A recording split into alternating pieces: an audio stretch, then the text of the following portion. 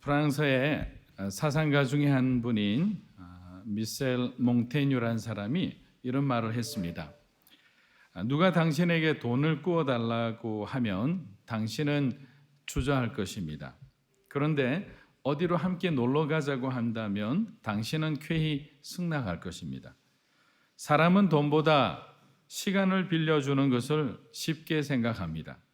만일 사람들이 돈을 아끼듯이 시간을 아낄 줄 알면 그 사람은 남을 위해 보다 큰 일을 하며 크게 성공할 것입니다. 라고 말했습니다. 자, 시간을 관리할 줄 아는 사람은 지혜로운 사람이라고 우리는 흔히 이야기를 합니다. 시간과 나이는 붙잡을 수 없죠. 하지만 잘 관리해야 합니다. 시간 관리는 여러분의 삶의 우선순위를 관리하는 것과 마찬가지입니다.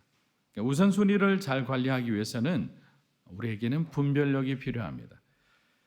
가장 중요한 것, 가장 본질적인 것이 무엇인지 우리가 분별해야만 그 시간을 여러분들이 다스릴 수 있는 거예요. 시간 관리는 인생 관리이기도 합니다. 인생 관리는 곧 자기 관리라고 얘기할 수 있습니다. 시간을 어디에 사용하느냐에 따라서 우리의 미래는 달라지는 것입니다. 시간을 정복하기 위해서는 우리 자신을 정복해야 한다라는 말도 있습니다. 여기까지는 세상이 정의하는 시간의 소중함입니다. 믿음의 사람이 자신의 시간을 정복하고 다스리기 위해서는 우리들의 이른 아침, 여러분의 새벽을 반드시 정복해야 됩니다. 만일 여러분의 이른 아침을 우리가 기도로 시작한다면, 하나님의 말씀을 통해 우리가 시작하는 하루가 된다면 그날 하루의 시작은 저와 여러분의 것이 아니라 하나님의 시간이 될 거예요. 그렇게 주어지는 시간, 그렇게 보내는 시간을 통해서 하나님께서 저와 여러분을 통해 영광 받으시는 거예요. 자, 이 말씀은 여러분들이 새벽기도 열심히 나오라는 말씀이에요.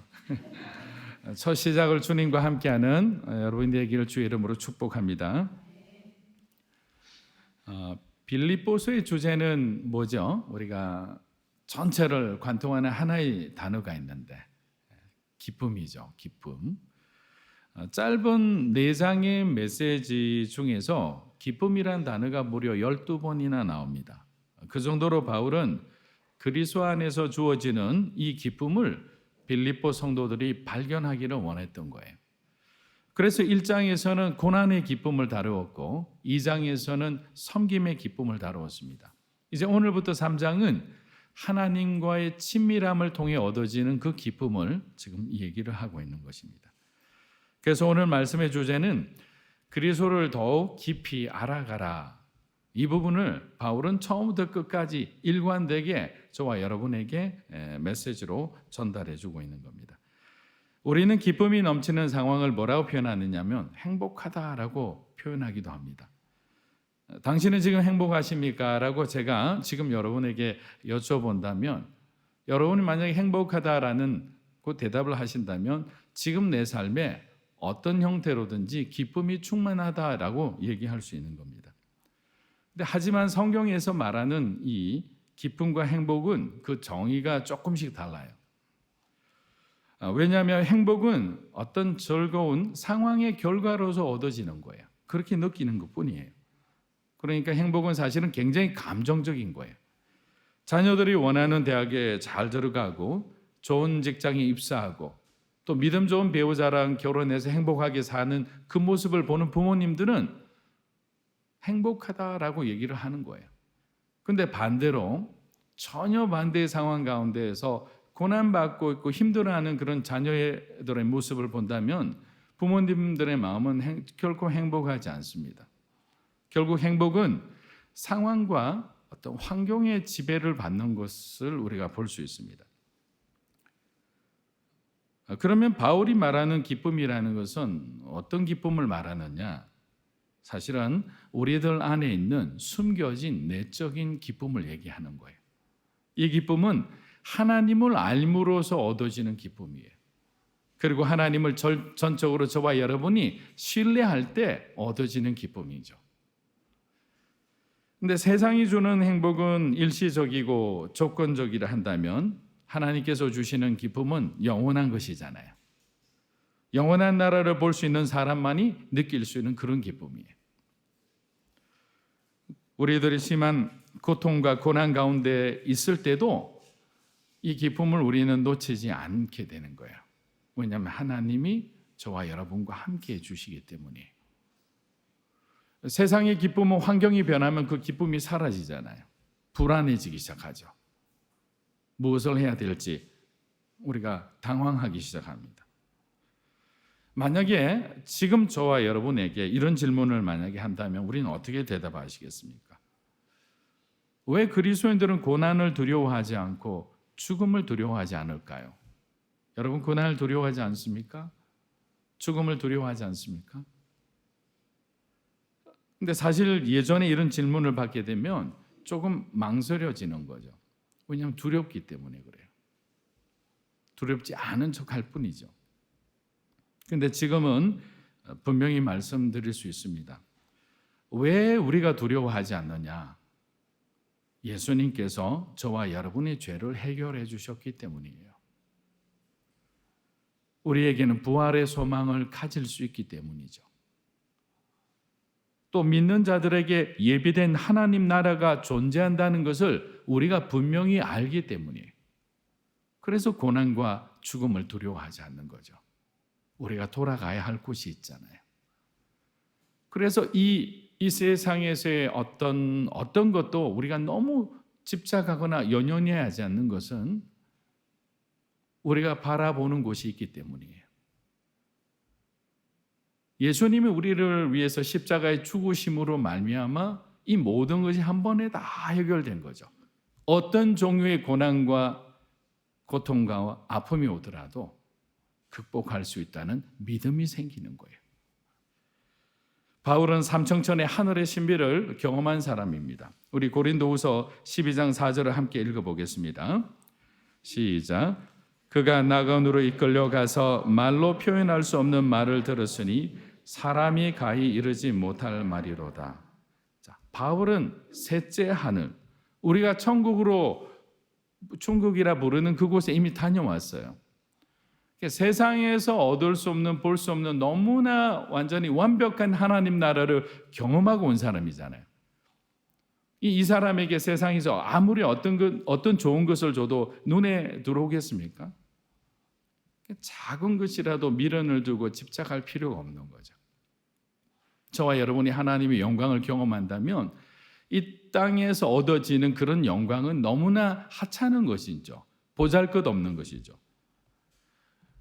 정말 굉장히 웃기는 기사를 한번 본 적이 있어요. 아프리카에 있는 그 마사이족 추장을 어떤 지방 도시에서 초청을 했어요. 그리고 이분들을 대접한다고 어디로 갔느냐? 에버랜드 사파리로 데려갔답니다. 자, 이분들은 집 앞이 사파리인데 돌아다니는 게 사자고 기린이고 코끼리고 물소인데 그거를 보여준다고 한 거죠. 자, 이분들이 경험한 사파리는 자연 그대로 그냥 너무너무 좋은 곳이잖아요. 원래 있는 곳인데. 근데 한국이 아무리 좋은 에버랜드라도 그 사람 눈에는 성에 차지 않는 거예요. 우리는 마치 뭔가 좋은 것을 누구에게 나눠줄 수 있다 생각하지만 우리가 주는 것이랑 설사 부모님이 주는 것이라 하더라도 하나님이 주는 것에 비해서 우리가 비교할 수가 없는 거예요. 그래서 바울은 계속적으로 얘기하는 게 그리스도 안에 있는 참된 기쁨을 너희가 누리고 맛보고 나눌 수 있는 삶을 살라라는 거예요. 그걸 알면 우리는 달라지는 거예요. 지금 바울은 로마 감옥에 갇힌 몸입니다. 그럼에도 빌립보 성도들에게 무엇을 적냐면 자기가 겪고 있는 고난의 아픔을 적고 있는 게 아니잖아요. 그리스도 안에 있는 기쁨의 메시지를 적고 있는 거예요. 만약 저와 여러분이 어렵고 힘든 환경이 있다면 누군가에게 여러분들이 하소연하고 싶을 거예요. 그런데 그 하소연하는 그런 모든 마음을 잠재우고 하나님에 대한 얘기를 할 수 있는 그 믿음은 어디에서 나오느냐? 바울은 살아계신 하나님을 경험했기 때문인 거죠. 그분이 누구인지를 아는 거죠. 그리고 자기 자신이 가야 할 곳을 너무나 알기 때문에 오직 예수 그리스도 주님만 바라보고 살아갈 수 있는 거죠. 세상의 그 어떤 것도 두려워하지 않는, 세상이 감당하지 못하는 그런 사람으로 살아가는 거죠. 그런 믿음의 사람이 한마디 한마디 내뱉는 말은 능력이 있는 거예요. 역사하는 힘이 있는 거죠. 그 말을 들은 사람이 도전을 받는 거죠. 감동을 얻는 거죠. 그렇기 때문에 한 사람의 올바른 믿음의 사람이 변화하면 그 가족과 공동체와 크게 보면 나라와 민족이 변화되는 거예요. 저는 저와 여러분이 그런 하나님의 변화의 통로가 되기를 주의 이름으로 축복합니다. 성경은 안다라는 표현을 굉장히 의미 있게 사용을 합니다. 히브리어로는 야다라고 표현하죠. 부부 관계에서 일어날 수 있는 모든 일을 안다라고 할 때 야다라는 표현을 합니다. 웬만하게 친밀하지 않아서는 여기서 함부로 누군가를 안다는 표현을 유대인들은 잘 하지 않는 거죠. 그런데 예수님이 저와 여러분을 야다하시는 거예요. 무슨 의미가 있을까요? 저와 여러분의 죄성도 잘 아시죠? 연약함도 아시죠? 그렇기 때문에 우리가 있는 죄인의 자리까지 주님이 오신 거예요. 그분의 야다가. 하나님은 우리를 아시기 때문에 우리가 절대로 하나님을 찾지 않을 것이라는 것도 알고 찾을 수 없다는 것은 아는 거예요. 어느 날 우리 청년들의 마음 가운데 하나님이 감동을 주시죠. 여러분의 회개하는 마음을 주시죠. 이렇게 살면 안 된다는 그런 뭔가 이렇게 정신이 뻗쩍 들인 어떤 사건들이 일어나죠. 예수님이 여러분을 야다하신 거예요. 아시는 거죠. 다가와 주신 거죠. 그리고 손을 잡아 주시는 거죠. 그리고 이렇게 세워 주시는 거예요. 그러면 우리는 주님을 야다해야 되잖아요. 우리도 주님을 알게 되면 어떻게 되느냐? 사람들은 우리를 배반하고 자기의 유익이 안 된다 생각하면 우리를 버리기도 하지만 하나님은 끝까지 잡은 손을 붙들어 주시는 거예요. 혼란하고 복잡한 내 마음을 하나님께서 견고하게 세워주시는 거예요. 지금 바울이 얘기하는 것은 너는 그리스도 안에서 예수님이 너희를 아는 것을 너희가 알라라는 거죠. 그러면 주님 안에 있는 기쁨을 너희도 맛보게 될 거라는 거죠. 사실 이러한 설교가 너무나 어려워요. 왜냐하면 이 한 문장 한 문장 해놓고 제가 2번, 3번, 때로는 10번씩 이렇게 원고를 읽어봐요. 근데 감동이 없어요. 왜냐하면 내가 주님을 야다하지 않잖아요. 설교자가 이게 감동이 안 오는데 여러분들에게 전달될 때 이게 문자적으로 전달되면 안 되잖아요. 그럴 때 제일 힘드는 거죠. 나에게 하나님은 어떤 분이실까? 정말 이 모든 어려운 환경, 여러 가지 복잡한 상황 속에서도 하나님을 끝까지 신뢰하고 그분이 믿음으로 사는 교회의 주인이시자 제 인생과 여러분의 인생의 주인이고 내가 그렇게 고백했을 때 하나님께서 이 문제를 반드시 풀어주고 복잡한 모든 그런 환경들을 열어주실 것을 1%도 의심하지 않고 믿어야 이 말이 능력이 될 건데 그게 믿어지지 않을 때 그럼 어떻게 전해야 됩니까? 기도할 수밖에 없는 거죠. 하나님을 잘 알지 못하겠습니다. 그러나 전할 때 필요한 사람에게 성령께서 능력을 부어주십시오. 지혜를 열어주십시오. 그의 닫혀있는 마음을 활짝 열어주십시오. 우리가 계속적으로 성경을 읽을 때 여러분의 마음 가운데 다가오지 않았다가 어느 날 갑자기 레마의 말씀처럼 불쑥 찾아와서 여러분의 인생을 그냥 송두리째 바꾸는 말씀들이 있어요. 그 말씀이 여러분을 알기 때문이에요. 여러분이 그 순간 그 말씀을 받아들였기 때문이에요. 그러니까 말씀이 능력이 돼서 우리 안에 있는 내면을 개조하기 시작하는 거죠. 하나님이 주시는 그 성령의 불로 막 견디지는 못하는 거죠. 참지 못하는 그 열정을 통해서 그 부르심의 현장까지 불러서 우리를 밀어내는 거예요. 생각으로 죄짓지 마. 상상으로 죄짓지 마. 낙심하지 마. 여호와를 바라라. 하나님을 바라보는 말씀의 능력을 체험하는 여러분이 되시기를 주의 이름으로 축복합니다. 빌립보서 3장 2절 우리 말씀 한번 읽어보겠습니다. 시작. 계들을 삼가하고 행악하는 자들을 삼가하고 몸을 상해하는 일을 삼가하라. 자, 이 한 절에 삼가하라라는 단어가 3번이나 나와요. 여러분들도 같은 말을 반복하는 것은 무슨 의미일까요? 중요하다는 거잖아요. 근데 이 삼가하라는 뜻은 조심하라, 경계하라, 그리고 신중히 주목하라라는 뜻인데, 바울이 누구를 조심하라냐면 바로 빌립보 교회를 비롯한 당시 초대교회의 가장 교회를 어지럽힌 사람들이 유대 율법주의자들이었어요. 이 사람들은 뭐냐면 이방인들이 구원을 얻으려면 구약의 유대 율법을 반드시 지키고 따라야 한다. 그 중에서도 특히 8일 만에 할례를 받아야 된다. 만약에 지금 받지 않은 사람이라면 지금이라도 남자들은 할례를 받아야만 그리스도의 복음을 듣고 너희는 구원을 받는다. 완전히 혼합된 복음을 전한 거죠. 다른 복음이에요. 이거는 바른 복음이 아니라 다른 복음이에요. 바울은 이렇게 얘기해요. 할례 자체는 문제가 없다. 그러나 할례 행위를 구원과 연결시키는 것은 잘못된 일이다라고 이야기하는 거죠. 갈라디아 교회는 할례 문제가 빌립보 교회보다 더 심각했습니다. 그래서 갈라디아서에서 바울은 이렇게 이야기합니다. 갈라디아서 3장 6절에서 7절 우리 한번 읽어보겠습니다. 시작. 아브라함이 하나님을 믿음에 그것을 그에게 의로 정하셨다 함과 같으니라. 그런즉 믿음으로 말미암은 자들은 아브라함의 자손인 줄 알지어다. 자, 유대인들은 율법의 공로를 강조함으로 예수님의 십자가의 은혜를 점점 약화시켰기 때문에 바울은 이것을 단호하게 거부합니다. 여러분들도 이렇게 뭔가 이렇게 복음을 전할 때 또 복음을 해석할 때 가끔씩 우리는 보면 세상의 상황을 굉장히 합리적으로 이해하고 해석할 때가 많아요. 근데 아마 다른 사람들은 그 말에 대해서 굉장히 일리가 있다고 생각을 할 거예요. 그런데 나의 그런 말이 혹시라도 주님의 십자가의 은혜를 약화시키는 것은 아닌가 우리가 되돌아볼 필요가 있는 거죠. 때로는 단순한 게 제일 좋아요. 있는 그대로 전하는 거예요.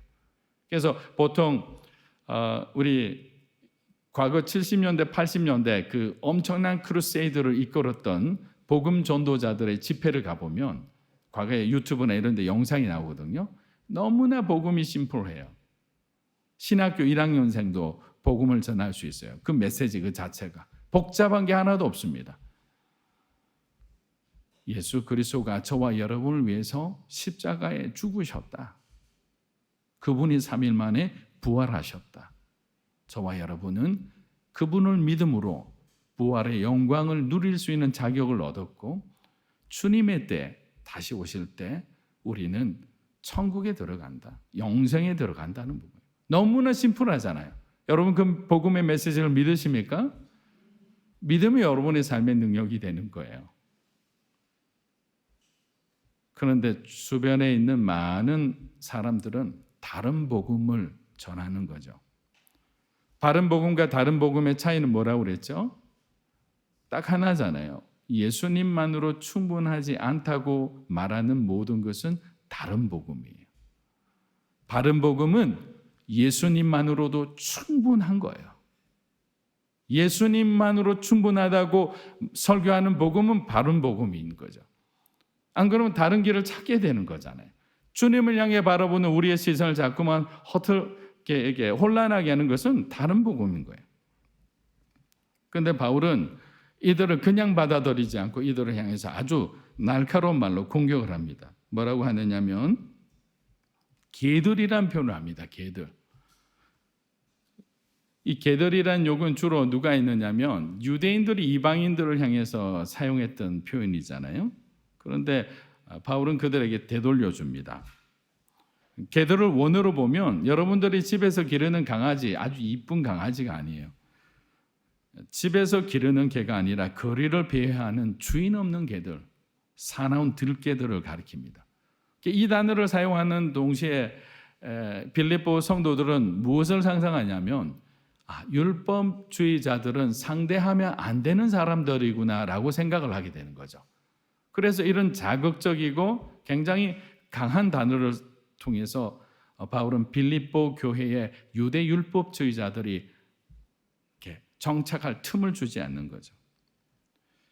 두 번째는 악행하는 자들이라고 얘기했는데, 이 악행하는 자들의 뜻은 겉으로는 율법을 준수하는 것처럼 보이지만 실상은 복음을 변질시킨 사람들이라 합니다. 사실 이런 사람들은 오늘날의 교회에도 많이 있습니다. 자기가 해석한 내가 복음을 가지고 살아가는 사람들이 너무 많아요. 그리고 우리가 개혁을 부르짖을 때 가장 중요한 것은 나는 정말 개혁이 되어 있는가를 돌아보는 거죠. 저와 여러분은 정말 변화되어 있습니까? 하나님 앞에 정직합니까? 주님 보시기에 정말 충성되게 마음이 갈라지지 않은 가운데 하나님 나라를 보고 살아가고 있습니까? 옛날 중국 고서 대학에 보면 유명한 말이 있잖아요. 수신제가 치구 평천하. 수신이 되지 않는데 자기 자신을 하나님 앞에서 잘 정결하게 준비되지 않은 상태에서 어떻게 가정을 세우고 그리고 나라를 다스리고 천하를 도모한다는 겁니까? 불가능하다는 걸 얘기하는 거예요. 그래서 항상 신앙은 어디서부터 출발하느냐? 저와 여러분의 개인 예배로부터 하나님 앞에 나아가는 거죠. 매일 주어진 말씀대로 살아가는 거죠. 여러분의 첫 시간을 하나님께 예물로 드리는 거예요. 그 시간이 여러분 하루를 책임져 주시는 하나님이 보호해 주시는 은혜의 시간이 되게 하는 거죠. 그렇게 하루하루 우리가 나아갈 때 우리는 세상과 구별된 삶을 살아갈 수 있는 믿음이 생기는 거예요. 빌립보서 4장 7절 9절 우리 한번 읽어보겠습니다. 7절 9절 시작. 그러나 무엇이든지 내게 유익하던 것을 내가 그리스도를 위하여 다 해로 여길 뿐더러 또한 모든 것을 해로 여김은 내 주 그리스도 예수를 아는 지식이 가장 고상하기 때문이라. 내가 그를 위하여 모든 것을 잃어버리고 배설물로 여김은 그리스도를 얻고 그 안에서 발견되려 함이라. 율법에서 난 것이 아니요 오직 그리스도를 믿는 믿음으로 말미암은 것이니 곧 믿음으로 하나님께로부터 난 의라. 자, 바울은 5절 6절 저희가 읽지 않았지만 자신이 과거 어떠한 사람이었는지를 설명하고 있습니다. 우리가 스펙으로만 보면 유대 사회 1% 안에 드는 자신이지만 바울은 자신이 가진 모든 것을 유익한 것으로 보지 않고 어떻게 된다고요? 해로 여긴다고 했습니다. 근데 왜 바울이 이 모든 것을 해로 여기게 된 이유가 어디에 있을까요? 바울은 자신에게 강점으로 여기던 그 과거의 화려한 이력이 그리스도를 알고 난 이후에 오히려 자신의 삶을 붙드는 장애물이 될 수도 있다고 생각했던 거예요. 자, 예를 들어 많은 권력을 얻은 자는 그 권력을 내려놓기가 힘들어서 올바른 신앙생활을 못합니다. 주변에 보면요, 돈이 많은 사람들은 너무도 풍요로우니까 신앙에서 가장 중요한 간절함과 절박함이 없어 기도의 자리를 소홀히 여겨요. 지식이 많은 자는 세상 지식이 너무도 커서 하나님을 아는 지식이 들어오는 것을 방해합니다. 그래서 바울은 하나님을 아는 것을 대적하여 높아지는 모든 것은 너희들 삶 가운데 무너뜨려라 라는 거죠. 고린도후서 10장 4절에서 5절 한번 읽어보겠습니다. 시작. 우리의 싸우는 무기는 육신에 속한 것이 아니요 오직 어떤 견고한 진도 무너뜨리는 하나님의 능력이라. 모든 이론을 무너뜨리며 하나님 아는 것을 대적하여 높아진 것을 다 무너뜨리고 모든 생각을 사로잡아 그리스도에게 복종하게 하니. 사랑하는 여러분, 하나님의 영광을 본 자는 세상의 영광이 눈에 들어오지 않습니다. 이렇게 표현했을 때 여러분 이것이 여러분 마음에 와닿나요? 하나님의 영광을 본 자는 세상의 영광이 눈에 들어오지 않는다.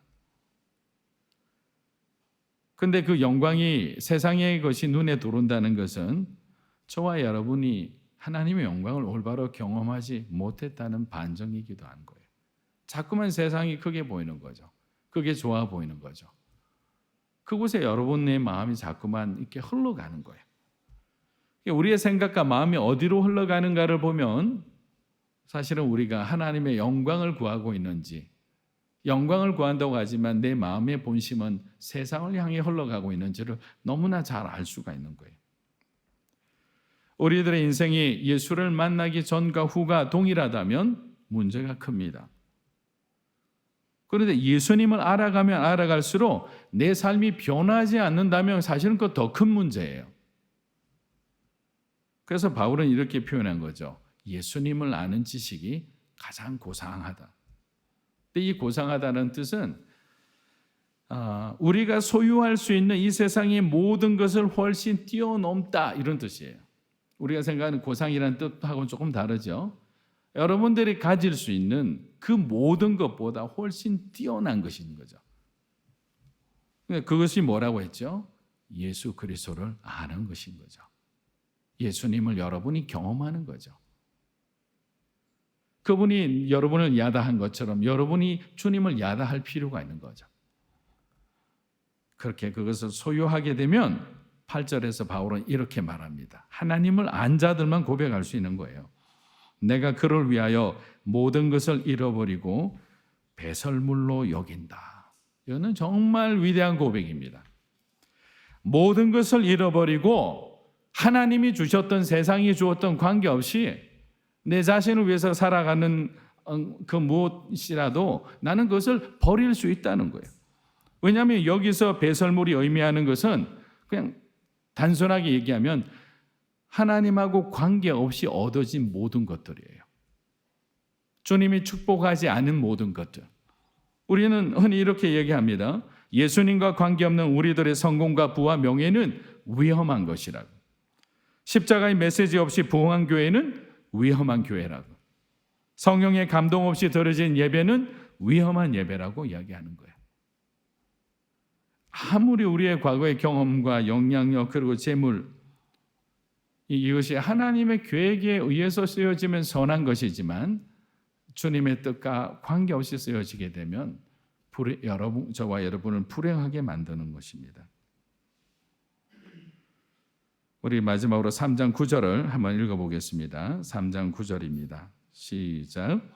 그 안에서 발견되려 함이니 내가 가진 의는 율법에서 난 것이 아니요 오직 그리스도를 믿음으로 말미암은 것이니 곧 믿음으로 하나님께로부터 난 의라. 자, 바울이 그렇게 배설물로 여겼던 가장 중요한 목적은 뭐냐?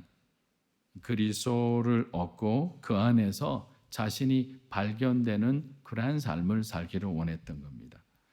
결국은 예수님이 내 삶의 주인이 되시고 예수 안에서 주어지는 그런 어떤 삶을 살아가는 것이 바울의 목표였던 겁니다. 사랑하는 여러분, 그리스도께서 저와 여러분의 삶의 공간이 주인이 되게 여러분의 공간을 내어주시기를 주의 이름으로 축복합니다. 여러분의 아픔도, 여러분의 고통의 주인도, 여러분의 감사의 주인도, 여러분의 기쁨의 주인도 하나님이신 거예요. 그렇게 우리가 우리 자신을 드리기 시작하면 우리는 올바른 표대의 삶을 향해 오늘도 내일도 믿음으로 한 걸음 한 걸음 나아갈 수 있는 거예요. 진정한 변화의 삶은 저와 여러분의 노력과 의지가 아니라 하나님으로부터 시작된다는 것을 우리가 가슴에 품고 오늘도 주님과 동행하는 여러분의 삶이 되기를 주의 이름으로 축복합니다. 아멘. 우리 함께 기도하며 나아가겠습니다.